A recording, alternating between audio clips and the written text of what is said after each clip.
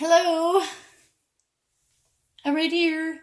I am going to try to do a quick tutorial of my beeswax wraps that I made the other day. I'm going to try to make some more again. So I have my 3 ingredients. I have my cup of pellets, beeswax pellets. I'm gonna try to do it a different method. I'm gonna try to do the double broiler method. So I have a dedicated pot for crafts, and well, now I guess this mason jar for crafts too. So trying to get these out.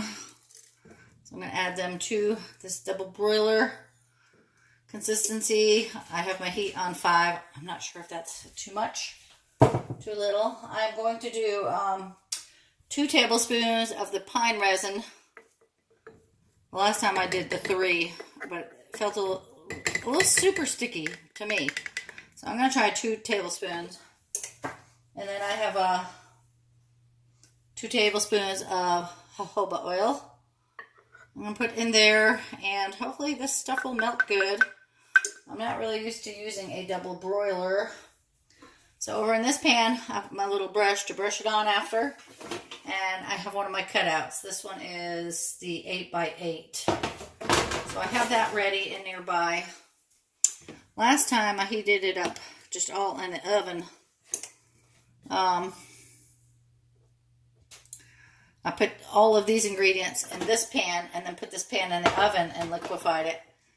And it got them really absorbent, so absorbent that I had to cut some other material and put in there so that it could take away from the ones that were too absorbent. So I'm going to see how long this takes to melt a little bit. I'm going to pause you if I can.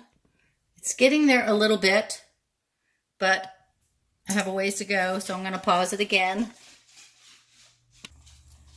So this was my soap making pan, so I don't mind using it for this.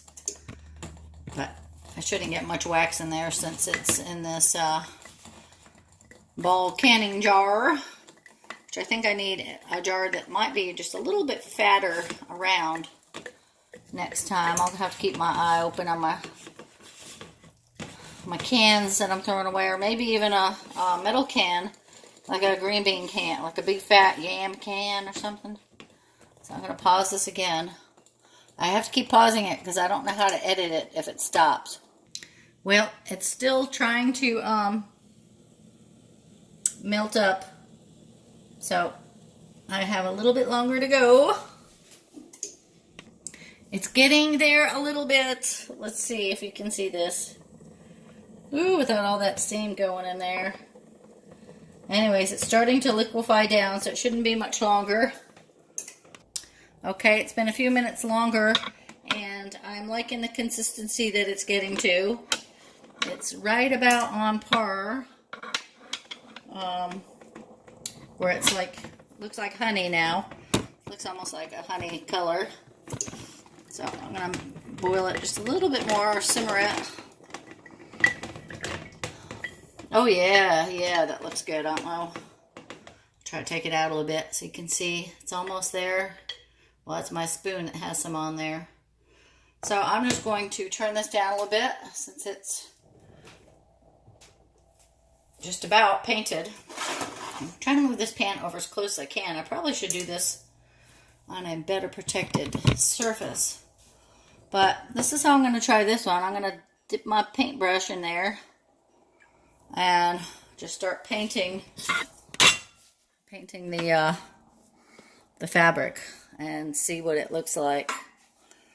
I may have to, once I do this, put it in the oven because really that just melted up fast. So let me experiment just a little bit longer with this to see.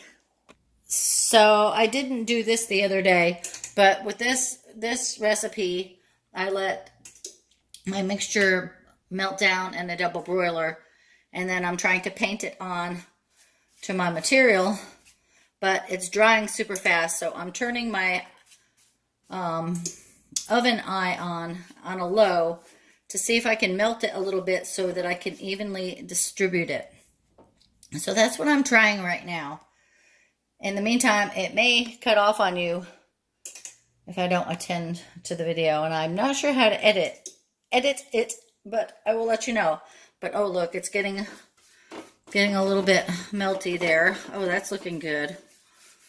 So see, this is my second try trying to make it. The first try, I put it in the oven at 210, and it came out really good.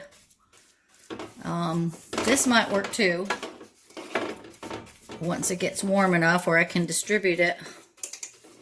Maybe flip it around a little bit.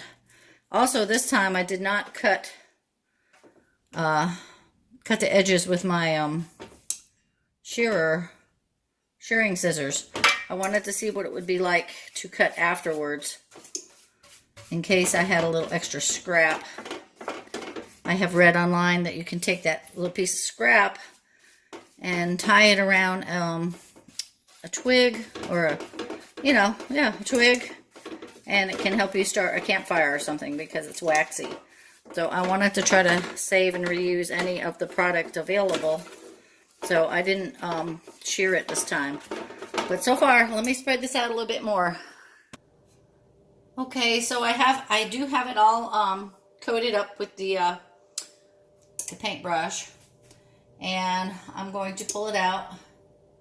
Let me try to push my camera up a little more. Well, this is terrible when your hands are sticky and waxy. Sticky and waxy, yeah. So I'm just going to pull it up. It's really not that hot. I'm just going to let it air out a second to cool down. There's no drips this way. When I put it in the oven, I had lots of drips. Now, I did iron this piece of cotton cloth beforehand, and I actually thought I cut it pretty straight, but since I didn't use my shear scissors on it yet,